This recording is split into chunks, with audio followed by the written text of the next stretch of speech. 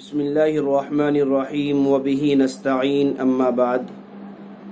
آج آپ کے سامنے چوتھی تراویح میں پڑھے جانے والے پارے کا خلاصہ پیش کیا جا رہا ہے، یعنی لن تنا کے آخری پاؤ اور 5ویں پارے والمحصنات کی مکمل تفسیر۔ چنانچہ رات جو تراویح کا آغاز ہوا وہ سورۃ النساء سے ہوا۔ یہ سورت مختلف احکام پر مشتمل ہے۔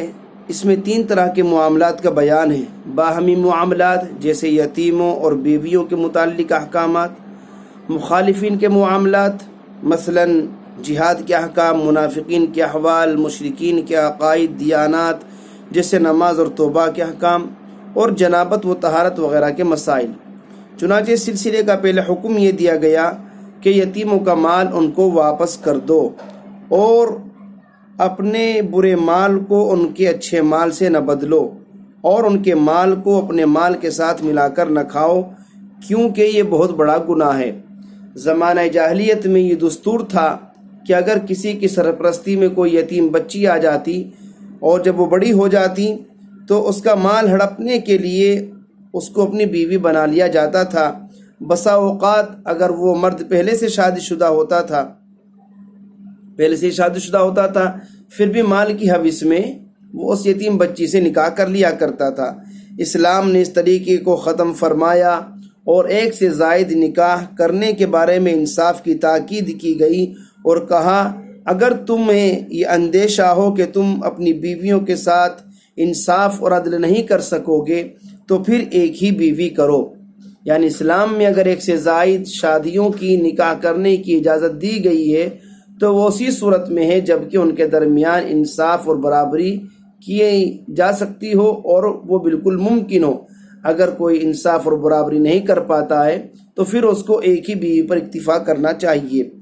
مہر کے سلسلے میں فرمایا کہ بیویوں کو ان کا مہر خوش دلی کے ساتھ ادا کر دیا کرو، البتہ بیوی اگر از خود اپنی مرضی سے اپنا مہر معاف کر دے یا شوہری کو واپس کر دے تو اس کو اختیار ہے معاف کرنے کا، لینے کا، واپس کرنے کا۔ اسی صورت میں وراثت کے مسائل بھی ہیں۔ اس سے پہلے کچھ ہدایات ہیں۔ مردوں کے لیے اس مال میں حصہ ہے جو ماں باپ اور رشتہ داروں نے چھوڑا ہے، اور عورتوں کے لیے بھی اس مال میں حصہ ہے جو ماں باپ اور رشتہ داروں نے چھوڑا ہے، خواہ وہ تھوڑا ہو یا زیادہ، اور یہ حصہ طے شدہ ہے۔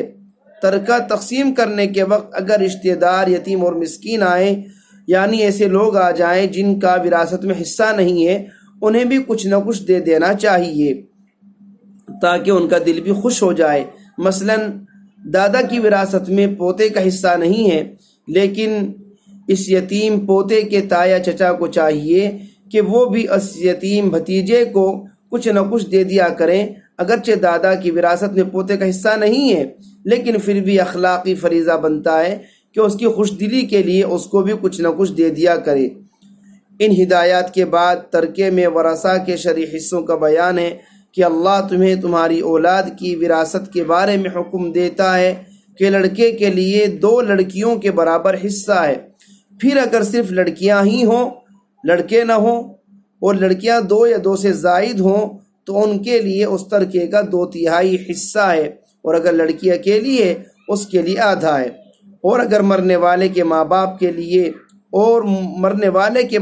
لیے ان دونوں میں سے ہر ایک کو 6واں حصہ ملے گا، بشرطے کہ مرنے والے کی کوئی اولاد ہو۔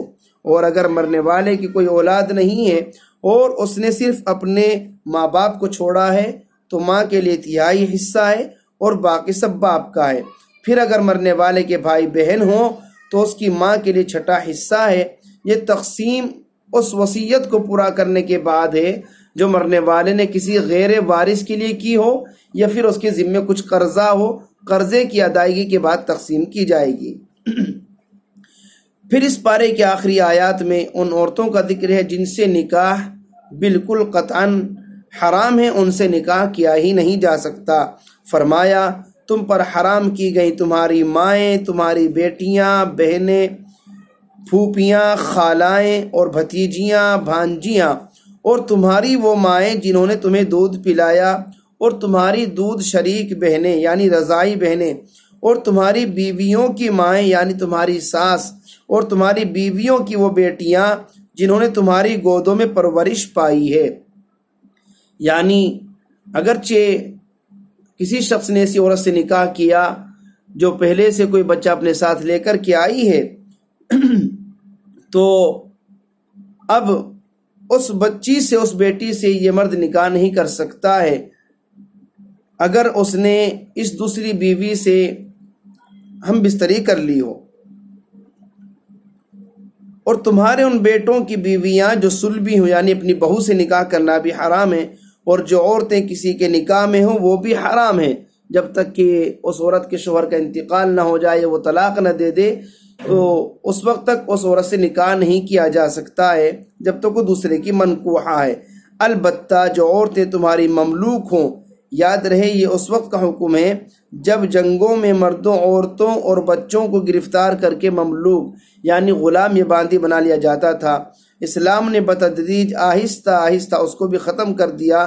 آج غلامی کسی شکل میں بھی موجود نہیں ہے، نہ مردوں کی شکل میں نہ عورتوں کی شکل میں.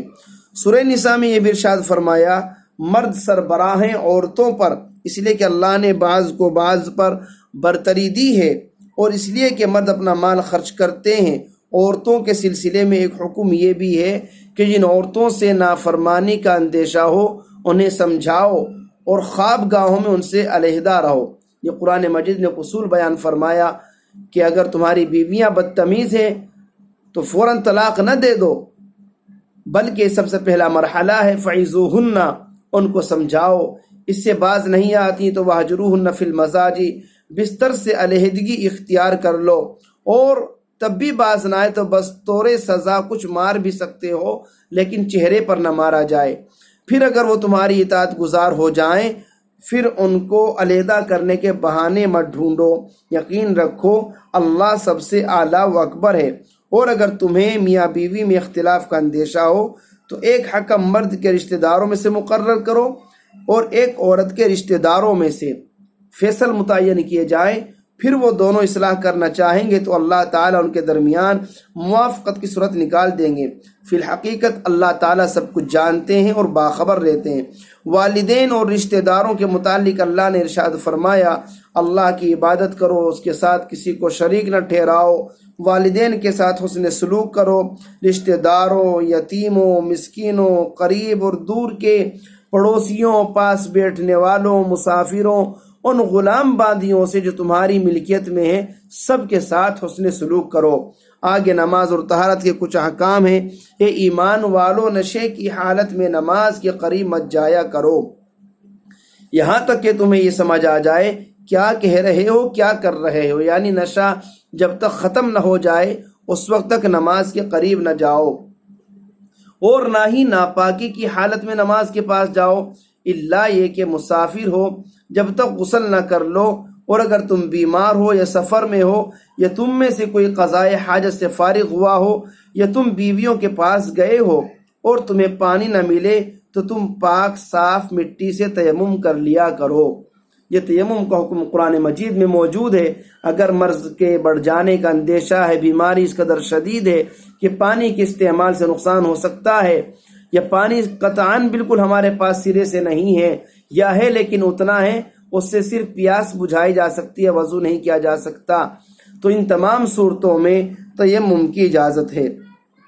اور تیمم کا طریقہ یہ ہے کہ اپنے ہاتھوں کو پاک مٹی پر مار کر چہروں پر اور ہاتھوں پر پھیر لیا کرو. اس کے بعد اہل کتاب کی ضلالت و گمراہی کا کچھ ذکر ہے. پھر فرمایا اللہ یہ گناہ معاف نہیں کرتے کہ اللہ کے ساتھ کسی کو شریک ٹھہرایا جائے، اس کے علاوہ اللہ جس گناہ کو چاہے معاف کر دے. کچھ آیتوں کے بعد مسلمانوں کو یہ تلقین فرمائی اللہ تمہیں حکم دیتا ہے کہ تم امانتیں امانت والوں کے سپرد کر دو، اور جب لوگوں کے درمیان فیصلہ کرو تو انصاف کے ساتھ فیصلہ کرو. اللہ تعالیٰ تمہیں بہترین نصیحتیں فرماتا ہے. بلا شبہ اللہ تعالیٰ سب کچھ دیکھنے اور سننے والا ہے. اے ایمان والو، اللہ اور اس کے رسول کی اور اپنے حکام کی اطاعت کرو. پھر اگر تمہارے درمیان کوئی اختلاف ہو جائے تو اللہ اور رسول اللہ کی طرف رجوع کر لیا کرو. اگر تم حقیقت میں اللہ پر اور قیامت کے دن پر ایمان رکھتے ہو، یہی بہتر بات ہے اور اسی کا اچھا انجام ہے۔ اس کے بعد ان منافقین کا ذکر ہے جو زبان سے تو ایمان کا دعویٰ کرتے ہیں مگر عمل میں شیطان کے پیروکار ہیں۔ فرمایا کیا آپ نے ان لوگوں کو نہیں دیکھا جو اس کتاب پر ایمان لانے کا دعویٰ تو کرتے ہیں جو آپ کی طرف نازل کی گئی ہے اور ان کتابوں پر جو آپ سے پہلے نبیوں پر نازل کی گئی تھی، مگر چاہتے یہ ہیں کہ اپنا فیصلہ کرانے کے لیے شیطان کی طرف رجوع کریں، حالانکہ انہیں یہ حکم دیا گیا کہ وہ شیطان کو تسلیم نہ کریں۔ شیطان انہیں گمراہ کر کے گمراہی کی انتہا تک پہنچانا چاہتا ہے، اور جب ان سے یہ کہا جاتا ہے کہ وہ اس حکم کی طرف آ جائیں جو اللہ نے نازل کیا ہے اور اللہ کے رسول علیہ السلام کی طرف آ جائیں، تو آپ منافقین کو دیکھیں گے کہ وہ آپ سے دور بھاگتے ہوئے نظر آئیں گے۔ 2-3 آیتوں کے بعد اس مضمون کو قطعیت کے ساتھ اس طرح بیان فرمایا، آپ کے رب کی قسم یہ لوگ اس وقت تک مومن نہیں ہو سکتے جب تک آپ کو اپنے باہمی اختلافات میں فیصل تسلیم نہ کر لیں اور اس کے بعد آپ کے فیصلے سے اپنے دل میں کوئی تنگی محسوس نہ کریں بلکہ خوشی کے ساتھ اس کو قبول کر لیں۔ آگے یہ بھی فرمایا جو لوگ اللہ و رسول کی اطاعت کریں گے وہ ان لوگوں کے ساتھ ہوں گے جن پر اللہ نے انعام فرمایا، یعنی انبیاء، صدیقین، شہداء، صالحین کے ساتھ، اور کیسے اچھے ہیں یہ رفیق۔ کچھ آیات کے بعد ان منافقین کا ذکر ہے کہ آپ نے ان لوگوں کو بھی دیکھا جن سے کہا گیا تھا اپنے ہاتھ روکے رکھو، نماز قائم کرو، زکوٰۃ دیتے رہو، پھر جب ان پر جہاد ضروری قرار دیا گیا تو ان میں سے ایک فریق کا حال یہ ہے کہ وہ لوگوں سے اس طرح ڈرتے ہیں جیسے اللہ سے ڈرتے ہوں یا اس سے بھی زیادہ، اور کہنے لگے اے اللہ آپ نے ہم پر جنگ کا حکم کیوں نازل کر دیا؟ کچھ دیر اس حکم کو ٹال دیتے۔ آپ فرما دیجئے کہ دنیا کا مال و متاع مختصر ہے اور آخرت پرہیزگاروں کے لیے بہتر ٹھکانہ ہے، تم پر ذرہ برابر بھی ظلم نہیں کیا جائے گا۔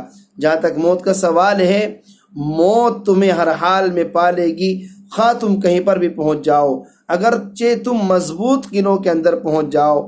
اس کے بعد قتال و جہاد کے سلسلے میں کچھ ہدایات ہیں، کچھ نصیحتیں ہیں، پھر امت مسلمہ کو کچھ قیمتی ہدایت عطا کی گئیں۔ ایک تو یہ کہ جو اچھی بات کی سفارش کرے گا اس کو بھی اس میں سے حصہ ملے گا، اور جو بری بات کی سفارش کرے گا اس کو بھی اس سے حصہ ملے گا۔ اللہ تعالیٰ ہر چیز پر قدرت رکھنے والے ہیں۔ اور دوسری ہدایت یہ فرمائی کہ جب تمہیں کوئی سلام کیا کرے تو تم اسی جیسے الفاظ میں یا اس سے بھی اچھے الفاظ میں سلام کا جواب دیا کرو۔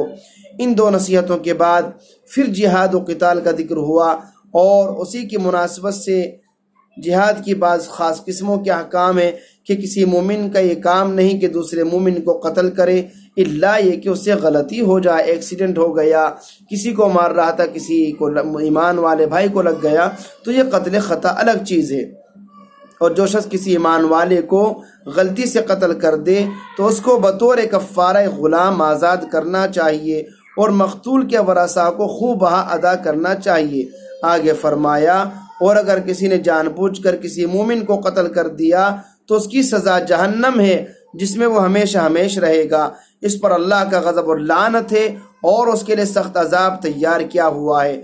آگے عورتوں سے متعلق کچھ احکام ہیں، یتیموں کے متعلق کچھ ہدایات ہیں، اور یہ پارہ اس آیت پر اختتام پذیر ہوتا ہے۔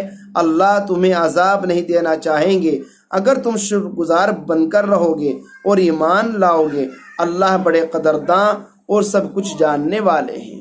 اللہ تبارک و تعالی مجھے اور آپ کو سمجھنے کی، عمل کرنے کی توفیق نصیب فرمائے۔ آمین۔ وما علینا الا البلاغ المبین۔